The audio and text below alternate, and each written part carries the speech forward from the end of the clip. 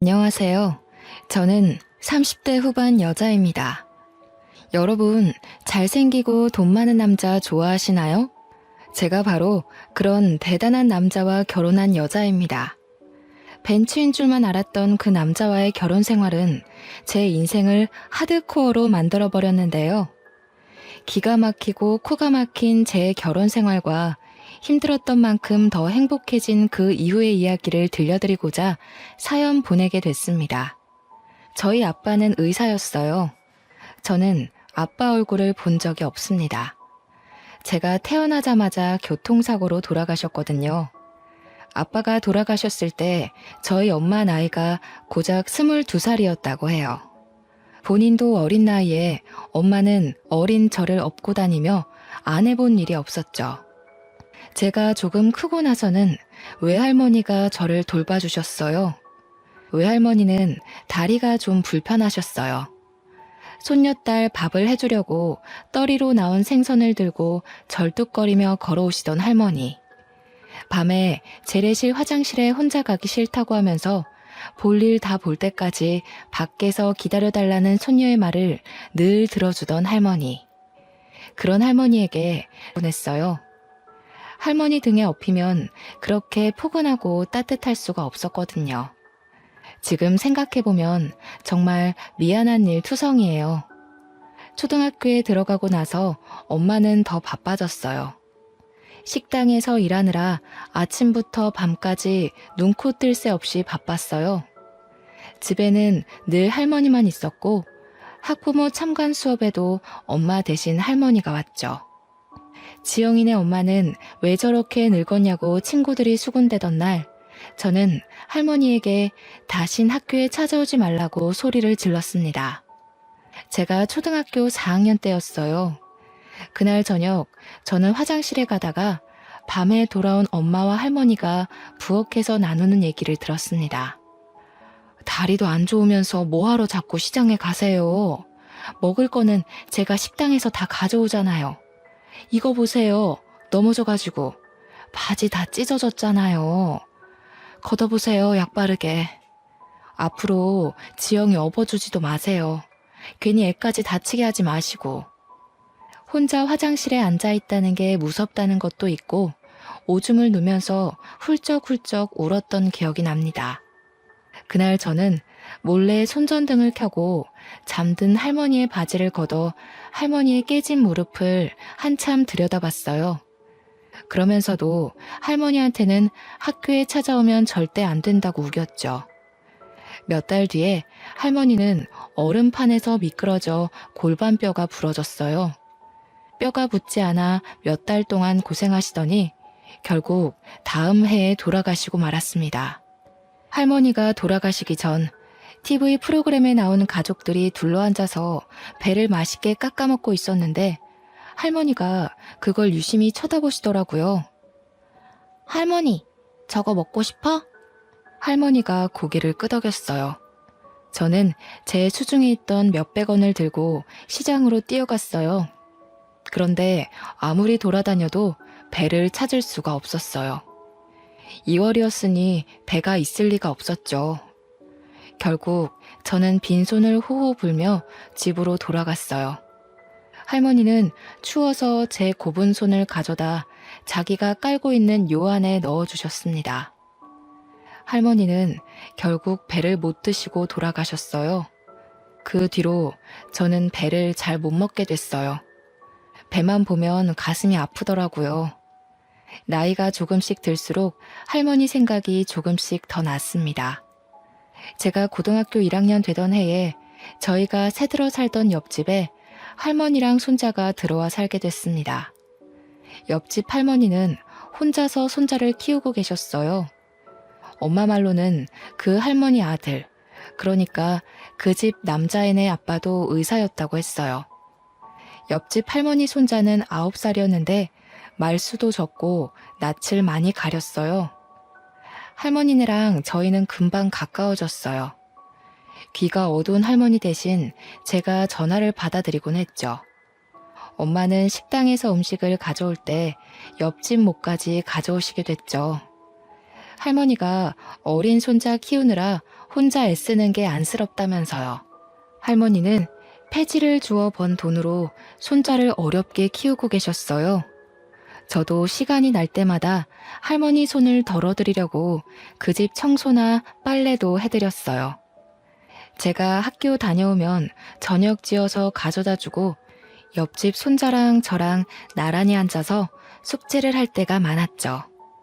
그 애가 숙제를 잘하고 있나 들여다보면 애가 되게 똑똑하다는 걸 알 수 있었어요. 특히 초등학교 2학년 산수는 걔한테는 너무 쉬워 보였어요. 저는 근처 한 책방에서 윗학년 참고서를 싸게 사다가 걔한테 가르쳐 봤습니다. 뭐든 금방금방 이해하는 아이더군요. 그렇게 그 아이와 자주 지내다 보니 할머니가 돌아가신 이후 처음으로 혼자가 아니라는 느낌을 받았던 것 같아요. 누군가에게 마음을 준다는 것, 챙겨줄 대상이 있다는 건 생각보다 훨씬 더 좋은 일이었습니다. 저희 엄마도 늘 그러셨거든요. 너보다 힘든 사람들에게 친절하게 대하고 따뜻한 마음을 가져야 한다고요. 그러면 좋은 일이 생길 거라고요. 한 번은 옆집 할머니가 목욕탕에서 미끄러져서 다리가 부러졌어요. 할머니가 제대로 움직이질 못하니 집안 살림이며 손자 밥 챙기는 것까지 제가 다 도와드렸습니다. 할머니가 제 손을 잡고는 말씀하셨어요. 아이고, 지영이는 어쩌면 그렇게 이쁘고 상냥하니? 지영이 같은 며느리들이면 내가 소원이 없겠어. 지영이도 공부 열심히 해서 아빠처럼 의사 되렴. 지영이같이 착한 의사가 있으면 병이 그냥 싹 나을 것 같아. 그건 저희 외할머니가 늘 하시던 얘기였어요. 할머니도 당신 사위, 그러니까 저희 아빠가 얼마나 잘생기고 착했는지 얘기하시면서 저도 아빠처럼 남을 돕는 의사가 되라고 하셨었죠. 그렇게 가족처럼 지내길 1년이 흘렀는데 제가 고2 때 저희는 이모가 살고 있던 충청도로 이사를 가게 됐어요. 엄마가 이모랑 이모부가 하던 농장 일을 좀 도우며 지내기로 하셨거든요. 친구들이랑 헤어지는 것도 슬펐지만 무엇보다 옆집 할머니랑 손자랑 헤어지는 게 슬펐어요. 할머니, 제가 자주 놀러 올게요. 무리하지 마시고 건강하게 계셔야 해요. 수환이도 할머니 말씀 잘 듣고. 누나가 공부 도와주기로 했는데 미안해. 수환이는 진짜 훌륭한 사람이 될 수 있을 거야. 알았지? 제 말을 듣고 있던 그 애는 얼굴이 잔뜩 굳어져서 혼자 구석에 가만히 서 있더니 그만 대문 밖으로 뛰어나가 버렸어요. 그 뒤로는 다시는 할머니도 그 애도 만나지 못했습니다. 새 학교에서 적응하느라 바빴고 곧 고3이 되어서 정신이 없었거든요. 옆집 할머니랑 손자가 잘 지내는지 종종 생각이 났지만 얼마 뒤에 전화번호가 바뀌어 연락할 수 없게 됐어요. 나중에 찾아가 봤지만 이사 간 뒤였습니다. 그렇게 시간이 흘러 저는 대학에 가게 됐어요. 두 할머니는 제가 의사가 되길 바라셨지만 저는 사실 그렇게까지는 성적이 좋지는 못했어요. 의대는 못 갔지만 그래도 꽤 좋은 4년제 대학에 간호대를 갔어요. 열심히 공부해서 그 학교 대학병원에 취직도 했습니다. 간호사 일은 힘들었어요. 선배들 괴롭힘도 심했고 매번 환자가 돌아가시는 걸 봐야 하는 건 마음이 정말 힘들더군요. 그래도 아빠 생각도 나고 저는 남들 돌보는 일에 보람을 느끼며 일하고 있었습니다. 그리고 거기서 알게 된 남자가 저에게 구애를 하기 시작했습니다. 30대 중반의 성형외과 전문의였는데 시원시원한 이목구비에 키도 크고 비싼 스포츠카를 몰고 다니는 남자였죠. 한마디로 번지르르한 남자였습니다. 집이 엄청 잘 산다는 소문이 자자했어요. 병원에서 얼굴 좀 반반하다 하는 간호사들은 다들 그 사람 관심을 끌어보려 애쓰고 있었어요. 근데 저 진짜 궁금한 게 있는데 저 같은 애가 어디가 좋아서 이렇게 잘해주시는 거예요? 성훈 씨 주변엔 저보다 집안도 좋고 예쁜 여자들 많잖아요. 글쎄요. 저는 비슷비슷한 여자들은 질려서 말이에요. 그러니까 그게 그렇다기보다는 예쁘고 그런 거는 다 소용없는 것 같아요. 지영씨 같이 착한 여자가 최고죠. 사귄 지 6개월쯤 지났을 때 그 남자가 갑작스레 청혼을 하더군요. 다이아가 박힌 반지를 내미는데 그만 말문이 막히고 말았어요. 내 나이 35, 제 인생에 그렇게 비싼 반지를 받을 거라 생각해보지 못했거든요. 제 결혼은 처음부터 삐걱거렸어요. 시어머니는 식사 내내 저를 무슨 동물원 원숭이 마냥 안 입고 온 얼굴로 훑어보더니 결국 제가 잠깐 자리를 비운 사이에 남편에게 불만을 늘어놓고 있더군요. 아무리 아무나 못 들인다고 해도 그렇지. 어떻게 저렇게 빈티나는 애를 데려와? 저런 애들 우리 집안 돈 보고 달려들어서 어떻게든 빨아먹어보려고 기생충같이 들러붙는 건 몰라? 지영이는 진짜 그런 애 아니라니까요. 결혼 빨리 해야 하는데 그만 좀 하세요 진짜. 아휴, 고심 끝에 악수 둔다더니 제 아빠 닮아서 이상하게 촌스러운 여자들이나 좋아하지. 나중에 엄마 말 들을 걸 그랬다고 후회하지나 마라. 엄마는 너무 차이나는 결혼 아니냐면서 걱정을 하셨어요. 상견례 하고 나서부터는 더 걱정이 많아지셨죠. 지영아, 결혼은 신중하게 해야지. 아무래도 엄마는 마음이 좀 편치가 않네. 네 신랑도 그렇고 너무 잘난 집안인 것 같아. 우리 이쁜 딸 괜히 그 집안 사람들 등살에 속 썩는 거 아닌지. 너무 걱정하지 마세요. 부자들은 원래 자기 집에 누구 들일 때 깐깐하잖아요. 제가 들어가서 잘하면 생각이 바뀌실 거예요. 나 원래 어른들한테 이쁨 받는 스타일이잖아. 뭐가 그리 급했는지 남편 성화에 결혼은 번갯불에 콩 구워 먹듯 이루어졌어요. 병원에는 우리 둘이 결혼한다고 소문이 쫙 났고 절 질투하는 시선도 많았습니다. 전 아빠가 없이 자랐기 때문에 어릴 적부터 어서 빨리 저만의 따뜻한 가정을 꾸리고 싶다는 생각이 컸죠. 어쩌다 보니 나이만 잔뜩 먹었는데 이보다 더 괜찮은 남자를 만나기 어려울 거라는 생각을 했던 것 같아요. 괜찮을 거라고 엄마를 다독이면서 제 마음도 다독였던 것 같습니다. 하지만 그 집안 사람들이 좀 이상하다는 걸 알기까지는 오래 걸리지 않았어요. 부잣집 여자들은 자기들끼리 사교 모임을 하더군요. 시어머니는 거기에 저를 꼭 데려가야겠다고 하시는 거예요. 저는 그게 그래도 저를 가족으로 받아주려고 그러는 거라고 생각했어요. 그런데 그 반대였더군요. 시어머니는 저를 사람들한테 선보이고 품평하게 하려고 데려간 거였습니다. 처음 모임에 간 날 화장실에서 만난 시누이가 자기 친구 앞에서 제 차림을 보면서 비웃을 때부터 알아봤어야 했죠. 어머 언니, 그건 어디 옷이에요? 설마 시장에서 산 거 아니죠? 무슨 소리예요 아가씨, 이거 백화점에서 산 거예요. 백화점? 아, 서민들은 백화점 할인대를 그렇게 좋아한다던데. 그거 다 팔다 남은 거 파는 거잖아요. 설마 그런 데서 산 거예요?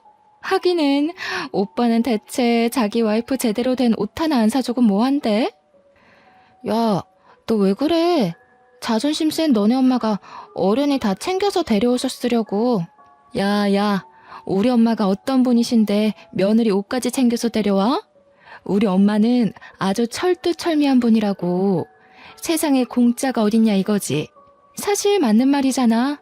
우리한테도 절대로 뭘 공짜로 안 주는 분인데 오빠가 그런 것까지 닮았나? 쪽팔리게 와이프를 저렇게 다니게 하면 어떡해. 너무 심한 말을 들으니까 오히려 말이 잘 안 나오더군요. 저는 얼굴이 화끈해진 채로 식사 자리로 갔어요. 어머, 피부 좋은 것 좀 봐. 성훈이가 만나던 여자들이랑은 그 뭐랄까 종류가 완전히 다르네. 그러게요. 성훈이 원래 글래머러스한 스타일 좋아하지 않나? 대체 무슨 바람이 불었대? 나도 그게 의문인데 그래도 뭐 장점이 있겠지 하면서 보는 중이야. 자기들도 좀 봐줘. 물건도 마음에 안 들면 반품하는데 내 아들 인생 망치는 일 없게 하려면 질이 어떤지 빨리빨리 뜯어봐야 하잖아. 아유, 미연 씨도 참 말 돌려 안 하는 건 알아줘야 한다니까. 성훈이가 이 여자 저 여자 만나고 다녀도 공부는 잘했잖아. 그래도 머리가 있으니 생각을 했겠지. 부자들은 생각하는 게 좀 다른 걸까요? 정말 다시는 가고 싶지 않은 자리였습니다. 남편과 사는 고급 맨션은 보기에나 번쩍번쩍하지 살기에 좋은 곳은 아니었습니다. 숨이 막히는 곳이었죠. 소박하지만 마당에 꽃도 키우고 상추도 키우며 마당에 앉아 가족들이랑 이웃이랑 도란도란 이야기를 나눌 수 있던 옛날 집이 그리웠어요. 결혼한 지 채 2달도 되지 않아 남편은 밥 먹듯 외박을 하기 시작했습니다. 외박을 하지 않는 날이면 술 냄새를 잔뜩 풍기고 새벽에 들어오기가 일쑤였죠. 어디 갔다 왔냐고 물어보면 하는 말이 인생의 즐거움을 찾으러 갔다 왔다나요?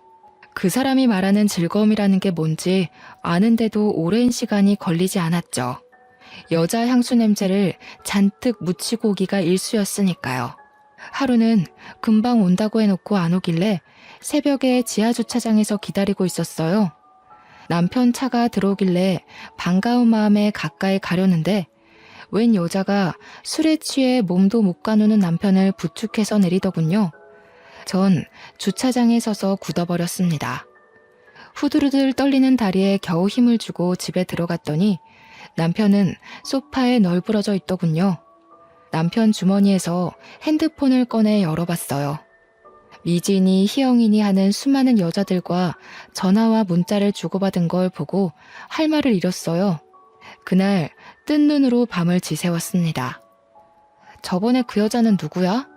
당신 새벽에 온 날 옆에 웬 여자가 같이 왔던데? 언제? 새벽에 들어온 날이 하도 많아서 모르겠는데. 안 들어온 날이 더 많던가? 집이 너무 지루해서 말이야. 오고 싶어야 말이지. 지루해서 그렇게 이 여자 저 여자 건드린다는 거야? 누구 말하는 거지? 왜? 안 돼? 그러니까 당신이 좀 안 지루하지 그랬어.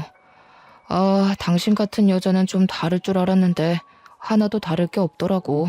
결혼이 이렇게 재미없을 줄이야. 지금 그걸 말이라고 해? 당신 진짜 제정신이야? 재미없으면 무슨 짓이든 다 해도 돼? 하면 안 되는 이유는 또 뭔데? 간통죄로 고소하려고? 하려면 해봐. 빈손으로 와서 내 집에 빌붙으면서 그 정도도 못 참아주냐? 하기는 우리 엄마 말대로 너 같은 애들이 하는 짓이란 게 다 그런 거겠지 뭐. 눈치도 없고 염치도 없고. 그 와중에 저는 시어머니랑 신우한테 사교 모임에 끌려다녀야 했습니다. 그 모임을 생각하는 것만으로도 죽을 맛이었어요. 바보 같은 생각이지만 그때는 그것도 안 하면 그대로 이혼일지도 모른다는 생각에 거부할 수가 없었어요. 아이고, 지영씨 잘 지냈어? 어떻게 얼굴이 좀 안 좋아 보이네? 하기는 성훈이 같은 남자랑 살기가 쉽지 않지? 시어미도 시어미인데 성훈이가 진짜... 성훈이가 우리 딸 싫다 그러길 천만 다행이었달까? 요즘 일이 힘들어서요. 세화 아주머니는 잘 지내셨어요? 아주머니는 갈수록 더 이뻐지시는 것 같아요. 나? 내가? 어머, 고마워.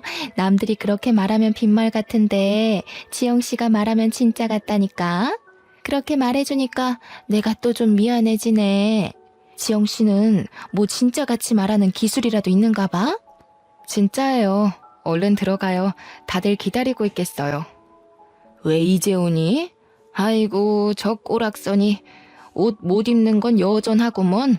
우리 집안 이제 백화점이랑 장학재단도 운영해야 하는데 저런 애가 성훈이 옆에 있어야 한다니 앞날이 아주 그냥 캄캄하네. 진짜야? 그거 다 성훈이네한테 물려주는 거 맞아? 결혼도 했는데 여태까지 안 물려주는 거 보면 뭐 다른 수가 있는 거 아니었어? 이 여편 애들이 알지도 못하면서 그 촌스러운 노인네가 그 많은 재산 가지고 뭘 하겠어?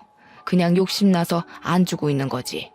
어차피 얼마 살지도 못할 거 왜 그렇게 끌어안고 있는지 물려줄 데도 없으면서 이승에 무슨 미련이 남아서 그 나이까지 펄펄 살아있는지 원. 펄펄 살아있는 건 아니지. 그때 입원하느라 성훈이 결혼식에도 참석 못하셨잖아.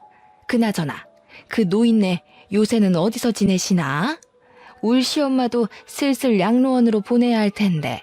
그 외에 고려호텔 양로원이 괜찮다던데. 그 할망구는 그런데 안 가. 그런데라도 좀 박혀 있었으면 좋겠는데 어찌나 촌스러운지. 그런 데는 답답해서 못 있는다나?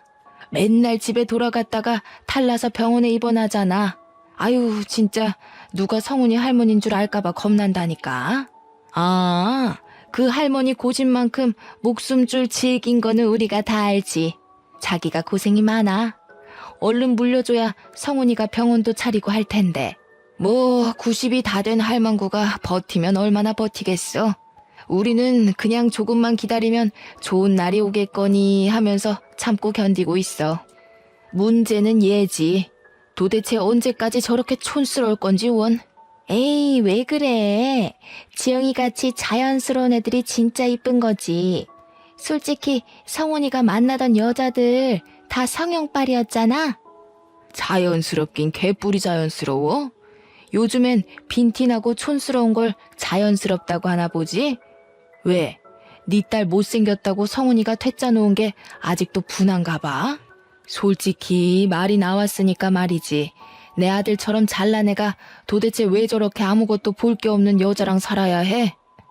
그 사람들 틈에 있다가는 저까지 정신이 이상해지는 거 아닌가 싶더군요. 저는 그래도 병원에서는 이성을 잃지 않으려고 노력했어요. 교대 근무를 하면서 환자들한테 시달리다 보면 간호사들도 힘들고 짜증이 나기 마련이거든요. 저는 엄마의 가르침대로 절대 환자들에게 짜증내지 않고 친절하게 대했어요. 제가 아무리 힘들어도 아픈 건 환자들이니까요. 어느 날 같은 병원에서 일하는 간호사 친구가 저를 찾아왔어요. 밥을 하나도 안 먹는 환자가 있다면서요. 우리과 간호사들 다 포기했어. 네가 할머니들한테 잘하잖니? 한번 얘기 좀 해봐. 저러다 돌아가시겠어. 가봤더니 비쩍 마른 할머니 한 분이 계시더군요. 다리가 부러지셨는데 입맛이 없다면서 하루에 한 끼도 제대로 안 드신다는 거였어요. 저는 어릴 때 저희 할머니가 다쳐서 누워 계셨던 모습이 생각나서 마음이 찡했어요. 할머니 손을 잡고 왜 밥을 안 드시냐고 물어봐도 할머니는 대답을 안 하셨어요. 걱정이 되어서 저는 하루에 2번씩 할머니를 찾아갔어요. 며칠 동안 할머니는 한마디도 안 하셨어요. 할머니, 안녕하셨어요. 오늘 날씨가 참 좋죠? 오늘 고등어 반찬이 나왔던데 식사는 좀 하셨어요? 저는 고등어를 좋아해요. 저 어릴 때 저희 할머니가 저 주시려고 자반 고등어를 얻어오시곤 했거든요. 저는 지금도 그때 먹었던 고등어 반찬이 세상에서 제일 맛있는 음식이었던 것 같아요. 그때까지 꿈쩍도 안 하시던 할머니가 갑자기 치마 속을 뒤지시더라고요. 할머니는 치마 속에 숨겨놨던 박하사탕 하나를 꺼내더니 제게 주셨어요. 이거 저 주시는 거냐고 했더니 말없이 고개만 끄덕이셨어요. 저는 그 사탕을 소중히 품고 집에 돌아갔습니다. 다음 날 할머니에게 또 찾아갔어요. 사탕 맛있게 잘 먹었어요, 할머니. 어쩐지 답답한 이 좀 시원해지는 것 같지 뭐예요? 할머니가 주신 사탕에 무슨 마법이라도 들어있었나? 저한테 맛있는 거 주셨는데 할머니한테도 맛있는 거 드리고 싶어요. 뭐 드시고 싶은 거 없으세요? 할머니는 여전히 말이 없으셨어요. 저희 할머니는 아파서 누워 계실 때 배가 드시고 싶다고 그러셨어요. 그런데 그때 겨울이라 배를 못 구했거든요. 참, 그때는 제가 너무 어렸죠. 잘해드린 것 하나 없는데 너무 일찍 돌아가셨어요. 그때 할머니가 처음으로 말씀하셨어요. 막걸리. 어? 막걸리요? 아, 술은 좀 그런데. 할머니, 막걸리 말고 다른 거 드시고 싶은 건 없으세요? 막걸리. 아이고, 알겠어요, 알겠어. 막걸리 가져다 드릴게요. 환자한테 술이라니 안 될 말이었지만 어차피 아무것도 안 드셔서 잘못되시느니 드시고 싶은 거라도 드시게 하는 게 나을 것 같았죠. 다음날 몰래 할머니한테 가서 막걸리를 종이컵에 따라 드리려는데 처음 보는 의사가 나타났습니다. 지금 뭐 하시는 거예요? 왜 환자한테 술을 줍니까? 아, 그게, 그러니까, 죄송합니다. 전 그냥 할머니가 너무 드시고 싶다시길래, 할머니, 막걸리는 안 된다고 했잖아요. 병원에서 술 드시면 안 되는 거 모르세요? 아, 다른 걸 드시라니까, 진짜. 안 먹어. 안 먹는다니까. 막걸리 줘. 저렇게 드시고 싶다는데, 딱 한 잔만 드리면 안 될까요? 안 되는 건 아는데, 이거 드시면 입맛이 도실지도 모르잖아요. 식사 안 하시는 게 너무 신경이 쓰여서 그래요. 제발요. 아, 진짜 안 되는데. 결국 저는 할머니에게 막걸리를 드렸어요. 정말 다행인 건 그날 할머니가 저녁 식사를 하셨다는 거였습니다. 저를 말리던 의사는 새파랗게 어린 인턴 의사였어요. 그 인턴도 할머니가 걱정이 돼서 자주 가보는 모양이더라고요. 남편의 바람기는 계속됐어요. 급기야 집에 여자들을 끌어들이기까지 했습니다. 정말이지 기가 막히고 코가 막혔습니다. 내가 아무리 무시를 당하고 살아도 그렇지 이렇게 대놓고 여자를 끌어들이다뇨. 저는 또 뜬 눈으로 밤을 지새워야 했어요. 아무리 이혼이 무서워도 더는 이렇게 숨막히게 살고 싶지 않았습니다. 저는 다음날 병원에서 좀 떨어진 부동산에 찾아가 원룸을 하나 얻었어요. 당장 입을 것만 챙겨서 원룸에 들어갔습니다. 원룸에 누워 천정을 보고 있자니 제 신세가 처량해서 헛웃음이 나올 지경이더군요. 그냥 내 둥지를 만들고 싶었던 것뿐인데 어쩌다 이렇게 됐지? 앞으로 어떻게 해야 하지? 그때 퍼뜩 그런 생각이 들었습니다. 제가 그런 남자랑 살고 있는 걸 할머니가 아시면 얼마나 슬퍼하실까 하는 생각 말이에요. 다음날 아침 저는 집에 들어가 술에 취해 자고 있는 남편을 깨워 이혼하자고 말했어요. 결혼한 지 고작 6개월이 넘었을 뿐이었죠. 너무 빨리 이혼하면 위자료를 못 받을 수 있다는 말도 있었지만 그런 게 중요한 게 아니란 생각이 들었어요. 그런데 남편이 싫다는 거였습니다. 이유가 가관이었습니다. 아, 좀 기다려봐. 뭐 이렇게 급해? 이혼하면 그 할망구가 재산 안 물려줄지도 모른단 말이야. 결혼하면 금방 줄 알았는데. 콩고물이라도 받으려면 더 참고 견뎌야지. 안 그래? 세상에 공짜가 어딨어? 그날 저녁 근무가 끝나고 원룸에 들어가 사탕 할머니가 주신 박하사탕을 들고 바깥으로 나갔어요. 가슴이 답답해서 바람이라도 쐬려고요. 거기서 사탕 할머니 때문에 알게 된 인턴이를 만났습니다. 알고 보니 옆집에 그 인턴이가 살고 있었더라고요. 그 사람은 아무것도 묻지 않고 제 옆에서 별을 보고 있었습니다. 제가 결혼한 걸 알 텐데 왜 혼자 원룸에 사는 건지 물어보지 않는 게 참 고마웠어요. 이혼 자체보다 병원 사람들이 수군대고 남편이랑 어떻게 된 거냐고 물어볼 게 너무나 두려웠습니다. 다행히 사탕 할머니는 밥을 그 뒤로 곧잘 드셨어요. 할머니가 드시고 싶다는 게 있으면 저는 조금이라도 빨리 갖다 드리려고 노력했어요. 제 현실은 너무나 답답했지만 사탕 할머니한테만 가면 마음이 한결 편해졌어요. 할머니는 저에게 이것저것 물어보실 정도로 마음을 여셨습니다. 몇 살인지, 부모님은 살아계신지, 어린 시절은 어디서 보냈는지 그런 걸 조금씩 물어보시더군요. 본인 얘기도 해주셨어요. 남편을 일찍 여의고 혼자 아들을 키우느라 안 해본 일이 없으시다고요. 저희 집 얘기랑 비슷해서 할머니에게 더 정이 갔습니다. 나이 드셔서라도 좀 편하게 사시면 좋을 텐데 보니까 찾아오는 식구 하나 없는 게 좀 안쓰러웠죠. 인턴이도 그렇게 생각하는지 제가 누구 찾아온 사람 없냐고 물어보니까 없었다고 하면서 한숨을 쉬더군요. 어느 날 집 앞에 밤바람을 쐬러 갔다가 그 인턴이를 또 만났어요. 한참을 가만히 별을 보며 있다가 그의 이야기를 듣게 됐습니다. 인턴이도 어릴 적 부모님이 돌아가셔서 할머니가 키워주셨다고 했어요.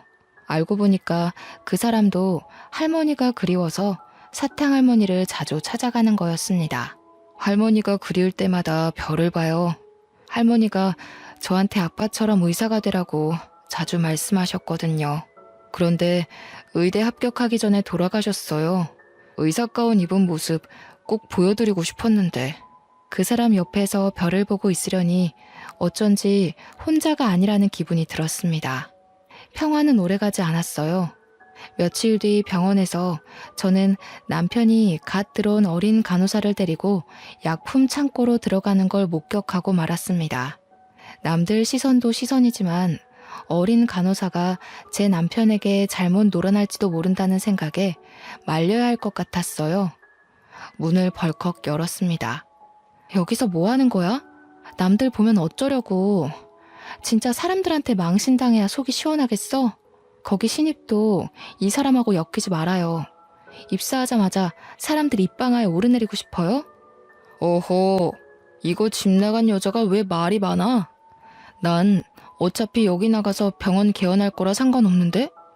집에서 바가지를 못 긁으니까 밖에서라도 괴롭히는 거냐? 그렇게는 안 되지. 너 따위가 뭐라고 나를 방해해? 봤죠? 이 인간 쓰레기인 거. 좋은 말로 할 때 얼른 나와요. 거참 말 더럽게 많네. 너는 그냥 입 다물고 내 대외용 와이프 노릇이나 하면 돼. 재미없어도 내가 데리고 살아준다잖아.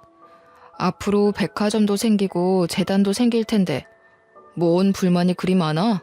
그냥 입만 다물고 있으면 된다니까. 저는 결국 약품 창고 문을 닫고 나왔습니다. 괜찮은 줄 알았는데 결국 눈물이 흐르더군요. 눈물을 훔치며 화장실 쪽으로 가는데 옆집 인턴이와 딱 마주쳤습니다. 왜 우냐고 얼굴에 물음표를 잔뜩 띄우고 물어보는데 전 별일 아니라면서 화장실 쪽으로 도망쳤어요. 그런데 그 사람이 남편이 들어가 있는 약품 창고 문을 벌컥 여는 게 아니겠어요? 아, 세준 씨, 거긴 안 돼요. 그냥 가던 길 가시라니까. 창피한 마음에 말려봤지만 그는 이미 모든 걸 목격한 후였죠.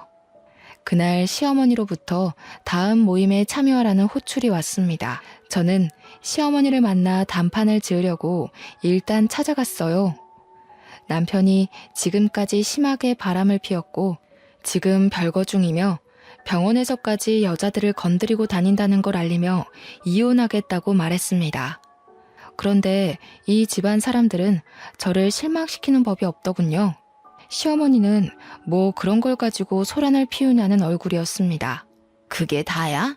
뭐 별것도 아니구먼. 우리 아들같이 다 가진 남자랑 살면서 그 정도도 없을 줄 알았어? 우리가 물려받을 재산이 얼만데 세상에 공짜가 어디 있니? 성훈이가 너랑 이혼한다고 안 하는 것만 해도 다행인 줄 알아. 그래요, 언니. 언니가 지금 이혼하면 언감생심 우리 오빠 같은 남자 만날 수 있을 것 같아? 아니, 나이가 그렇게 많은데 결혼이나 할 수 있을까 모르겠네. 솔직히 나이가 문제가 아니긴 하지. 스타일이 그렇게 촌스러워서야 남자들이 거들떠나 보겠어요? 이혼이야 소송하면 되지만 솔직히 전 그 모든 걸 감당할 자신이 아직도 없었어요. 다음날 답답한 마음을 안고 사탕할머니를 찾아갔습니다. 그동안 사탕할머니는 뼈가 무사히 붙어 내일이면 퇴원을 하게 되었어요. 할머니가 무사히 나와서 정말 다행이에요. 그러니까 밥 잘 드셔야 한다고 했죠? 그래도 살도 좀 붙으시고 한결 좋아지셨어요. 할머니 퇴원 기념으로 제가 소원 하나 들어드리고 싶은데 혹시 바라는 거 있으세요? 네 남편이 이 병원 의사 조성훈이야? 그 엄마가 강남타워 사는 김미연이고 맞지? 네, 맞아요. 아이고, 우리 할머니는 귀도 밝으시네. 어떻게 그걸 다 하셨대? 하긴 사람들이 어지간히 떠들죠. 귀가 밝으신 거 보니까 밥도 많이 드실 수 있겠다. 밥 많이 먹어야 퇴원시켜드려요. 얼른 하세요. 그 인간 아주 인간 말종이지? 같이 살기 아주 더럽지? 말종도 그런 말종이 없지? 시엠이랑 해가지고 시동생도 아주 싹퉁머리를 밥 말아 먹었지? 아니, 그걸 어떻게... 아니에요, 할머니. 저희 남편이 얼마나 저를 아껴주는데요. 그날 사탕 할머니는 목욕탕에 가고 싶다고 하셨어요. 동네 목욕탕에 가고 싶으시다고 그게 소원이라고 하셨습니다. 인턴의 세준 씨의 도움을 받아서 할머니를 모시고 가까운 목욕탕으로 갔어요. 저희 할머니를 씻어드리는 심정으로 구석구석 씻어드렸습니다. 오히려 제가 한을 푸는 느낌이었어요. 목욕을 하고 나와서 우유를 하나 사드렸더니 할머니는 저한테 너는 소원이 없냐고 물으셔요. 저는 돌아가신 할머니가 보고 싶다고 했습니다. 제 소원은 돌아가신 할머니에게 배를 사드리는 거였으니까요. 사실은 제가 지금 이혼을 해야 할 것 같거든요. 정말 좋은 가정을 꾸릴 수 있을 줄 알았는데 제가 겉모습만 보고 단단히 착각한 거였어요. 결혼한 남자를 고를 때는 저희 엄마 말대로 신중하게 생각을 했어야 했는데 제가 정말 바보였어요. 그러게, 너 같은 애가 어쩌다 그런 인간 말종이랑 결혼을 했어? 엄마가 말릴 때 들었어야 했는데 이제 와서 이혼한다 그러면 엄마가 얼마나 속상해 하실지. 저는 그렇다 쳐. 엄마가 속상해 하실 거 생각하면 시어머니가 그 집 사람들이 저를 투명인간 취급해도 참아야 하는 거 아닌가 하는 생각이 들어요. 참긴 뭘 참아. 네가 무슨 열부라고 그딴 것들을 참고 있어? 이혼 그거 별거 아니여. 내가 살아보니까 말이여. 세상에 별일이랄 거 하나도 없어. 그저 자기 사람들하고 재밌게 살면 되는 거요. 네가 엄마 때문에 그런 놈이랑 이혼 못한다는 거 알면 네 엄마가 퍽이나 좋아하겠다. 할머니가 핀잔 주듯 말씀하시긴 했지만 그렇게라도 털어놓으니 마음이 한결 홀가분하고 할머니 말씀이 맞는다는 생각이 들었어요. 다음날 사탕 할머니한테 가보니 이미 태어나신 후였어요. 그런데 간호사 하나가 저한테 김양순 할머니가 전해주라고 했다면서 봉투 하나를 건네더군요. 봉투 안에는 A4 용지에 인쇄된 편지가 한 장, 그리고 유언장이 들어있었습니다. 변호사가 할머니 대신 작성한 편지와 유언장의 내용인 즉슨 저한테 유산의 반을 물려주겠다는 거였습니다. 지영이 보거라. 나는 내 나이 20도 안 되어 애아빠를 먼저 보내고 안 해본 일이 없이 살았다. 열심히 하면 나라고 떵떵거리며 살지 못하리라는 법이 없으리라고 생각했어. 안 해본 일이 없었지. 닥치는 대로 일했단다. 결국 강남이 개발되기 전에 산 땅값이 어마어마하게 불어났고 나는 서울에 백화점을 갖게 되었단다. 부자가 되어 떵떵거리는 거 그게 그렇게 소원이었는데 그것도 별거 아니더구나. 남편을 일찍 보낸 것도 모자라 아들까지 일찍 보내고 나니 정말 사는 낙이 없었어. 돈이 아무리 많으면 뭐하겠니? 즐거운 일을 나눌 사람이 없는데. 짧은 시간이었지만 너랑 세준이를 만나서 참 행복했단다.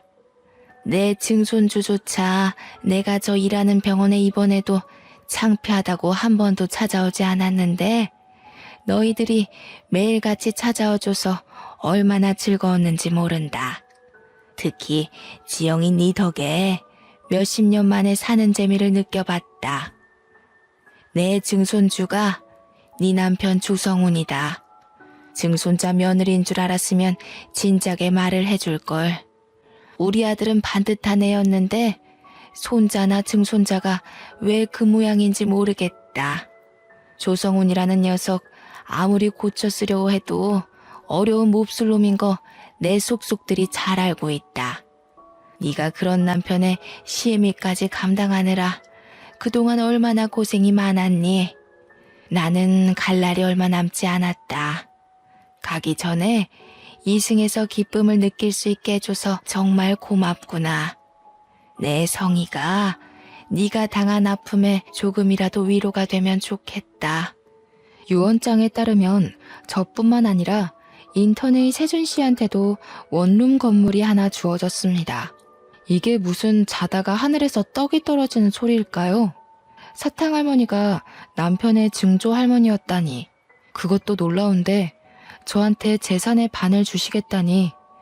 저희 엄마가 늘 남들한테 잘하면 자다가도 떡이 생긴다고 했는데 그게 이런 걸 말한 거였나 봅니다. 편지에는 재산의 나머지는 모두 기부하겠다는 내용도 있었습니다. 그러니까 내 남편 조성훈과 시어머니 김미연, 그리고 시누이 조성미까지 증조 할머니로부터 아무것도 받지 못한다는 거였죠. 그들은 받지도 않을 재산을 받을 걸 계산해 돈을 끌어다 쓰고 있었는데 큰일이 난 거였죠. 대학병원 탈출한다고 노래를 부르던 남편은 대출을 내서 병원을 꾸려 이제 개업만 앞둔 상황이었습니다. 남편은 결국 다 차려놓은 병원을 몽땅 빚으로 떠안게 되었습니다. 돈도 돈이지만 의사 면허를 잃었거든요. 남편이 약품 창고에 들락거리는 걸 이상하게 생각한 인턴의 세준 씨가 남편이 마취약품을 몰래 빼돌린다는 사실을 알게 됐고, 조사 끝에 남편이 그 약품들을 각성제 등의 용도로 엄청나게 복용하고 있다는 것이 밝혀졌습니다. 어쩐지 그 인간 하는 짓이 정상은 아니긴 했죠. 저는 세준 씨에게 감사 인사라도 해야 할 것 같아서 음료수를 들고 세준 씨 집 앞으로 갔어요. 초인종을 누를까 하다가 그냥 음료수만 두고 오려는데 문이 열리고 세준 씨가 나왔습니다. 고마웠다고 인사라도 하려고 왔어요. 이제 자주 못 뵐 것 같아서. 절 위해서 하신 일은 아니겠지만 덕분에 남편한테서 벗어날 수 있게 된 것 같아요. 세준 씨도 부모님 없이 어렵게 큰 것 같던데. 할머니가 세준 씨 것도 남겨주셔서 다행이에요. 저한테 다 주시긴 했지만. 받을만 하니까 주셨죠. 지영 씨는 받을 자격 있어요. 제가 그걸 다 어디다 쓴다고 저한테 그렇게 큰 돈을 물려주셨는지. 아무튼 다음 주에 할머니 뵈러 갈 건데 괜찮으시면 저랑 같이 가요. 돈이야 좋은 데 쓰면 되죠. 근데 아직도 저 모르시겠어요? 예? 모른다니 뭘. 저 수환이에요. 옆집 살던 지수환이요. 누나가 저 공부도 가르쳐주고 밥도 해주고 그랬잖아요. 할머니가 이름 바꿔야 한다고 바꿔주신 건데 아무리 그래도 그렇지 어떻게 그렇게 몰라보세요? 저는 누나 보자마자 알아봤는데. 누나 이사가고 얼마나 누나 생각 많이 했는데요. 그런 남자랑 결혼할 줄 알았으면 진작 찾아내는 건데. 그 꼬질꼬질한 꼬마가 의사가 됐다고? 어릴 때부터 똑똑하긴 했지만 이름도 다른데다 그때랑 달리 키가 너무 훤칠하게 크고 인물도 훨씬 좋아져서 못 알아봤던 거였어요. 남편이랑 시댁 식구들은 아직 유언장에 대해 모르고 있었습니다. 그 주에 저는 시어머니가 저를 짓밟기 위해 데리고 다녔던 그 사교 모임에 제 발로 나갔습니다. 지영씨, 미연씨가 그러는데 지영씨가 바람 피워서 이혼하게 됐다면서? 그게 사실이야? 아무리 봐도 지영씨가 그럴 사람이 아닌 것 같아서 말이야. 미연씨가 거짓말한 거지? 하긴 그 여자 거짓말이야. 하루 이틀 들은 게 아니니까. 저는 들어가자마자 유언장 사본을 시어머니에게 던져버렸습니다. 바람을 피우긴 누가 피워요? 당신 아들이 쓰레기의 망난이라서 이 여자 저 여자 건드리고 다니고 병원 약까지 빼돌려서 마약놀이 하다가 의사면허 정지당한 거잖아. 이제야 내가 맘 편히 이혼할 수 있게 됐는데 쓰레기 같은 아들이 한 짓을 나한테 떠넘겨? 뭐야, 이게 병원에서 잡돌이에서 내 아들 앞길을 막더니 여기까지 와서 뭐라고? 당신 아들이 망나니인 게 내 잘못이야? 당신이 잘못 키운 탓이지. 어떡해요? 당신 집안 사람들이 그렇게 자랑하던 그 백화점이니 재단이니 하나도 못 받게 되셨어요. 그거 한번 잘 읽어보세요. 그 재산들이 다 누구한테 가는지, 그 집안 사람들이 왜 유산 받을 자격이 없는지는 제가 잘 설명해 드릴 수 있고요. 뭐? 그게 무슨 재산을 못 받게 됐다니 그게 무슨 소리야? 니까짓게 그런 걸 어떻게 알아? 응? 내 아들 앞길 막는 것도 모자라서 재산까지 가로챈다는 거야? 네 처년을 그냥. 시어머니가 일어나 제 뺨을 때리려 하는데 사교 모임 사람들이 다 같이 시어머니를 막았어요. 사람들이 시어머니를 끌고 나가 문 밖으로 밀어버렸습니다. 그리고 문을 잠가버렸어요. 시어머니가 문을 막 두드리면서 소리를 질렀습니다. 자기들이 나한테 어떻게 이럴 수 있어? 이러고도 후회 안 할 것 같아? 되게 시끄럽네 진짜. 진작에 끌어냈어야 하는 건데 저 품이 없는 소리 듣는 것도 하루 이틀이지 귀가 썩을 것 같았다니까. 맞아요, 맞아. 아유, 진짜 어찌나 천박한지. 우리가 어이없어서 어떻게 하나 보려고 어울려주는 것도 모르고 자기가 무슨 여왕님이라도 된 것처럼 굴잖아. 가진 것도 쥐뿔도 없는 게. 저는 받은 유산의 대부분을 사회에 환원했어요. 남들이 생각한 것처럼 병원을 그만두지도 않았죠. 저는 제 일을 좋아하거든요. 사탕할머니한테 재산보다 훨씬 더 좋은 선물을 받았거든요. 바로 지금의 남편 세준 씨입니다. 어릴 적 제가 이사 간다고 잔뜩 골이 나서 집 밖으로 뛰쳐나가던 소년 수환이는 18년이 지나 신경외과 의사가 되어 제 앞에 나타났고 제 남편이 되었습니다. 제가 어린 남자랑 결혼한다는 소문이 돌자 남편은 집 앞에 와서 문을 두드리며 자기가 잘못했다고 한 번만 봐달라고 빌다가 경찰에게 잡혀갔어요. 저희 부부는 마당이 있는 집을 사서 저희 엄마와 사탕할머니를 모시고 와서 함께 살았습니다. 딸도 하나 낳았고 저희가 그렇게 그리워하던 사람 사는 재미를 실컷 느끼면서 살고 있습니다. 사탕할머니가 몇 년 후 돌아가셨지만 돌아가시기 전까지 저희와 즐거운 추억을 많이 쌓으셨어요. 제 이야기는 여기까지입니다. 정말 힘든 일도 많았지만 저희 엄마 가르침대로 늘 좋은 마음을 잃지 않으려 노력했더니 인생이 180도 바뀌었습니다. 제 이야기를 들어주신 여러분들께도 쨍하고 볕들듯이 좋은 일들이 생기길 바랄게요. 감사합니다.